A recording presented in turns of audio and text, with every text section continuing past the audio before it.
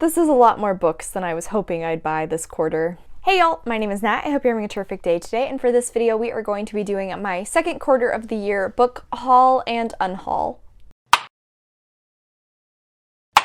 Before we get into anything bookish, however, make sure to hit like and subscribe down below, as well as tell me in the comments what is the genre you own the most of. It's time for another book haul, and once again I've let myself down by buying way too many books. Unsurprising, honestly. I really shouldn't be shocked. I do kind of have an order here, so let's just jump in. First up is Book Lovers by Emily Henry. Of course, I had to buy this. It is Emily Henry's newest book. Unfortunately for me, it does not match with the other two of her works that I own, but I can deal with it. As you can see, I have already read this one. I read it while I was on vacation, and I did really enjoy it. This story is following Nora, who is a literary agent, and she goes on vacation with her younger sister to a small town which actually inspired one of her clients' books. While there, she ends up running into an editor who actually turned said book down, and ever since then she's considered him her professional rival. Of course, they end up continuously running into one another in this small town. While she is trying to enjoy her time with her sister, she also ends up slowly falling in love with Charlie Lastra, who is kind of a grump but also so stinking adorable. Like I said, already read this, definitely enjoyed it, highly recommend. The one other book that I kind of just bought on its own is An Enchantment of Ravens by Margaret Rogerson. Technically this is not going to stay on my shelves. I actually bought this for a friend because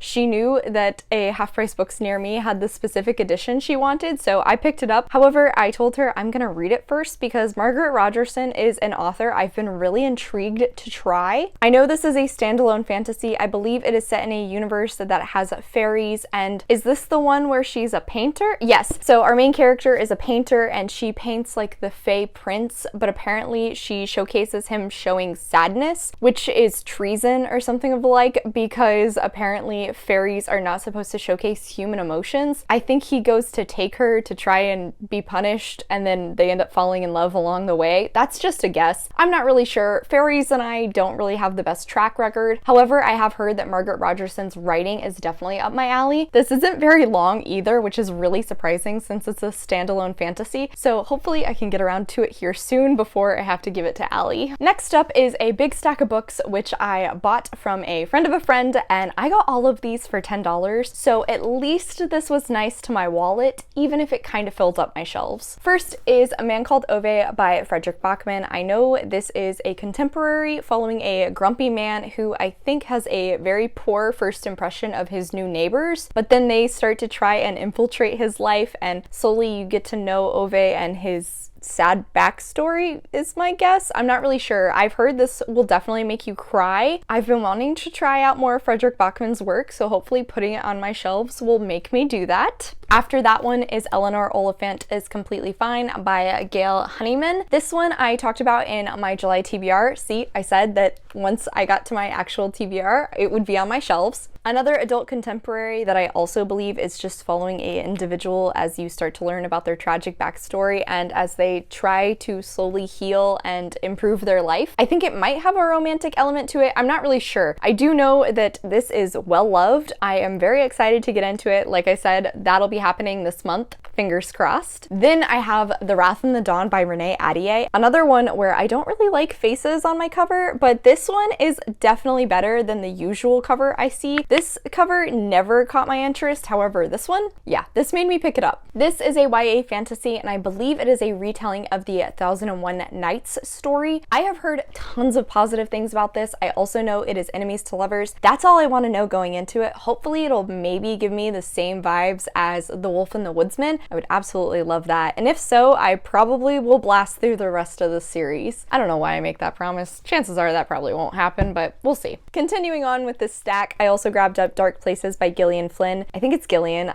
I've also heard Jillian. I don't know how her name is supposed to be pronounced, and I apologize, but this is a very hyped up thriller author who I've never read from. I've actually never even seen any of the movies or TV shows based on her books either. I have no expectations other than the hype. I know all of her books are supposed to be pretty dark. I've also heard they have great twists. I don't even know anything about this, honestly. So this one is following a woman who her mother and two sisters were murdered, and she testified that her brother did it. However, years later now, she isn't convinced he actually did, and maybe is starting to investigate it. Like I said, this is an author I've been wanting to try out for quite a while now, so hopefully I will finally do that. I have another thriller, I think, which is Behind Her Eyes by Sarah Pinborough. Literally picked this up because when I looked it up, Haley from Haley Hughes had enjoyed it, and I trust Haley's thriller recommendations above all else. So this one is following a single mother who ends up having one night out and she kisses this very attractive man. However, the next day, it turns out that man is her new boss, who is also married, and then she ends up meeting his wife and the two hit it off. I think this might be like a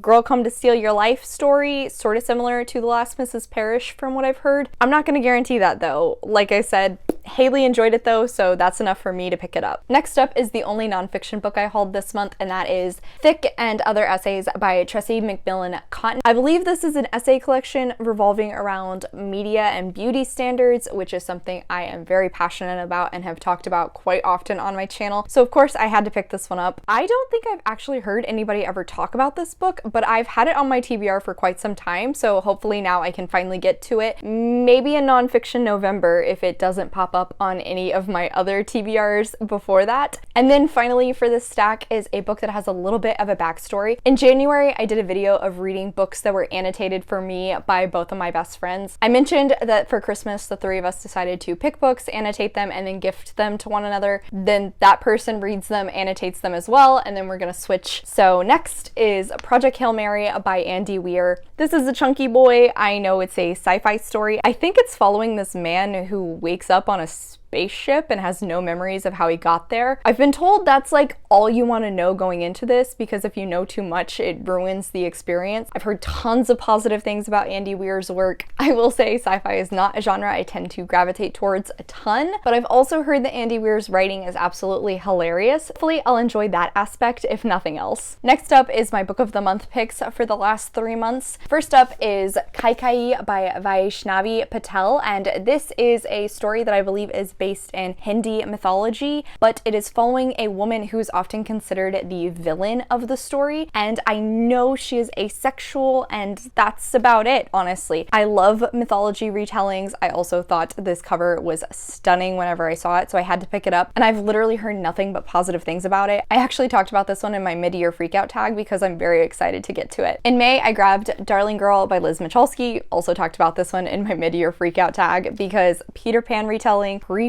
fairy tale feels. That's what I'm getting from this. I know this one is following a woman who I believe is the daughter of Wendy, and she knows that the Peter Pan story is actually true. One day she finds out that her daughter, who has been in an intensive care unit, has disappeared, and she's certain it has to be Peter who took her. Peter Pan retelling was enough to sell me on it, but this cover is also absolutely gorgeous. Cannot wait to get to that one as well. Oh, I just noticed I've gotten fantasy for the last 3 months. That's interesting. In June, I grabbed up The Stardust Thief by Chelsea Abdullah. I know this is a Middle Eastern fantasy, and I believe it is following a woman who saves the life of the prince and then is blackmailed into trying to find this magical item which will do something. Revive the barren land, but it will sacrifice all of the jinn in return. Similar feels to We Hunt the Flame, and I have heard pretty positive things about this one thus far. Definitely excited to get into it. It is the start of a series, however, so that will kind of make it be more on the back burner. And then finally, for the last little section of my haul is the books I picked up while I was on vacation because I can't be controlled. Okay, to be fair, actually, I only bought 3 books, so that's like pretty decent of me. First up, I grabbed Mythos by Stephen Fry, which I actually bought at a little bookstore which was across the way from the Academy of Athens and the National Library of Athens. Since this is a book literally revolving around Greek myths, I thought what better place to buy it than in Greece. I read this one as a part of my Greek 5x5 video prior to my vacation, and I absolutely loved it. Well, of course, I couldn't just leave it at that. I then had to buy Heroes, which is the second book in this series. This one, I believe, is following all of the different heroes from Greek mythology, probably mostly revolving around the Iliad and the Odyssey. This was definitely not planned going in. I bought this one at the Acropolis Museum whenever I saw it, and you know, it just made perfect sense. Now I have